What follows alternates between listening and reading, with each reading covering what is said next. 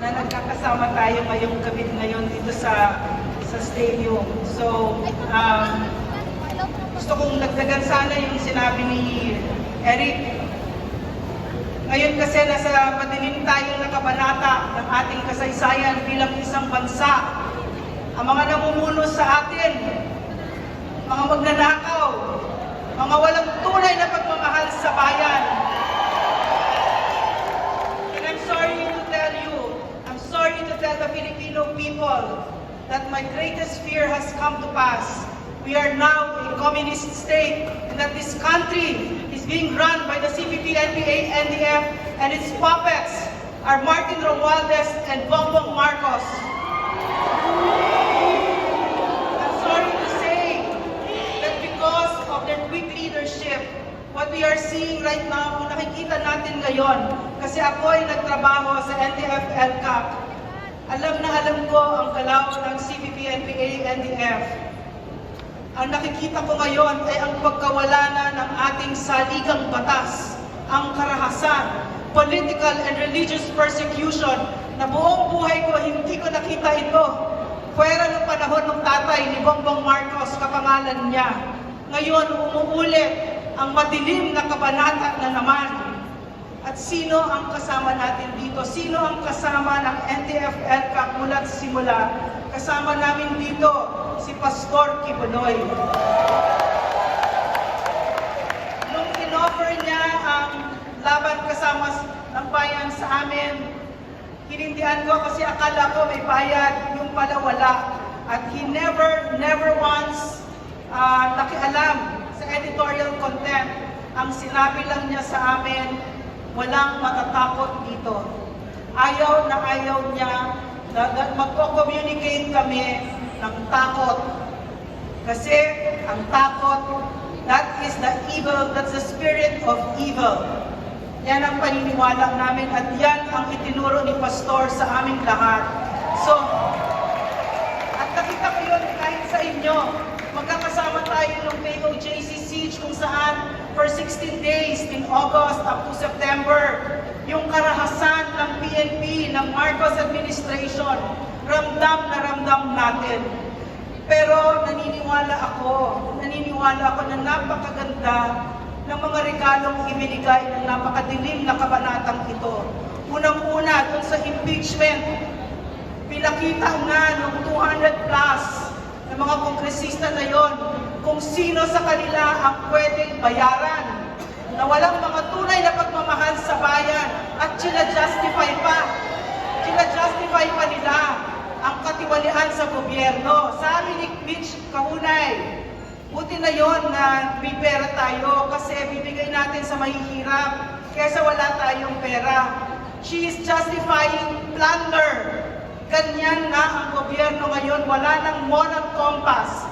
Ang natutunan ko kay BRRD nung kami nagtrabaho sa kanya, 2 utos, 2 lang. Number 1, huwag kayong magnakaw sa Pilipino. Number 2, magsilbi tayo ng maayos sa gobyerno.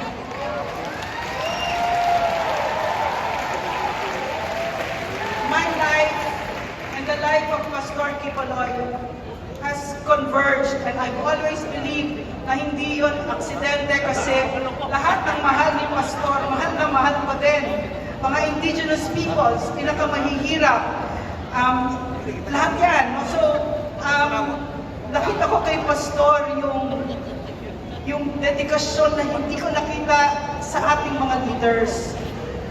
At ano pa yung natutunan natin sa madilim na kabanatang ito? Huwag tayo maniniwala sa salita.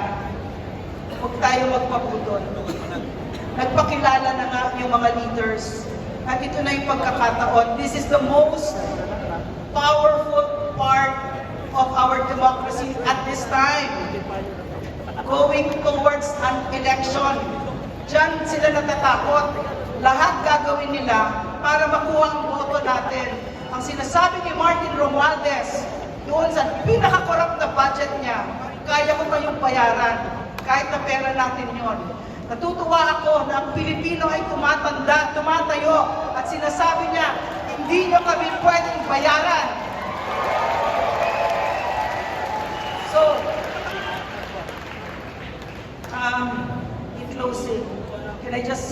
very short story. Nung panahon ko kay PRRD, umakyat kami sa bundok para doon sa Rano Massacre.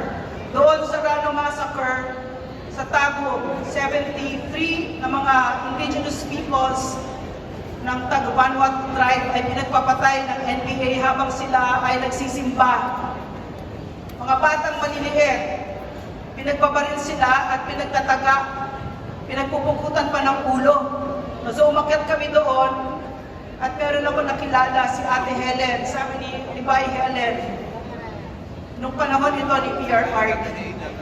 Namatay yung asawa ni Bayi Helen, pinuputan ng ulo, isang pastor, at yung 4 na anak niya. Nagdanak ang dugo nung araw na yon sa Rano. Ang sabi ni Bayi Helen sa amin noon, sa speech niya, she was holding the picture of her family, and then she said, for 29 years, kasi itong 29 years na nangyari yon, hindi yun in-acknowledge ng gobyerno except during PRRD's time. For 29 years, sabi niya, hindi ako umiyak.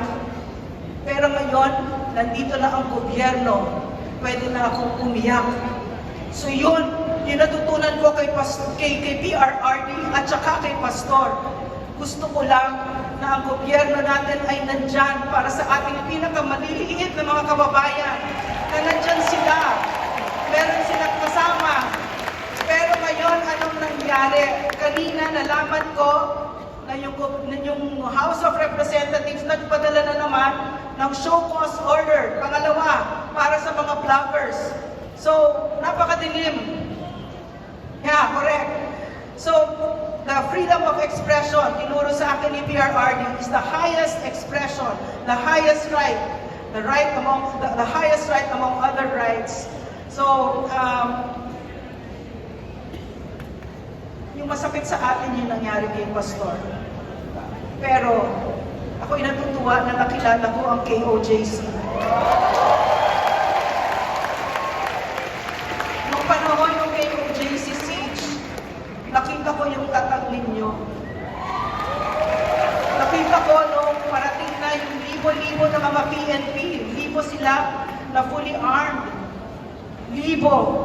Natakot ako talaga noon, nangilabot ako. Narinig ko dito sa baba na sa 3rd floor ako noon. Nakita ko yung mga KOJC nagkakantahan kayo. Hindi man lang malungkot na kanta. It was a song of victory.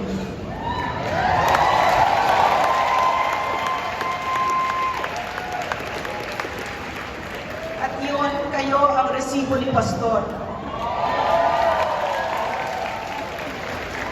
Maraming salamat sa KOJC, sa tiwala at suporta ninyo. Maraming salamat for showing the Filipino people kung ano ang itsura ng Pilipino kapag tayo ay nagkakaisa at nagmamahal ng bansa ng totoo. So, I guess that's it. Maraming salamat. Magtulungan tayo. Maraming salamat.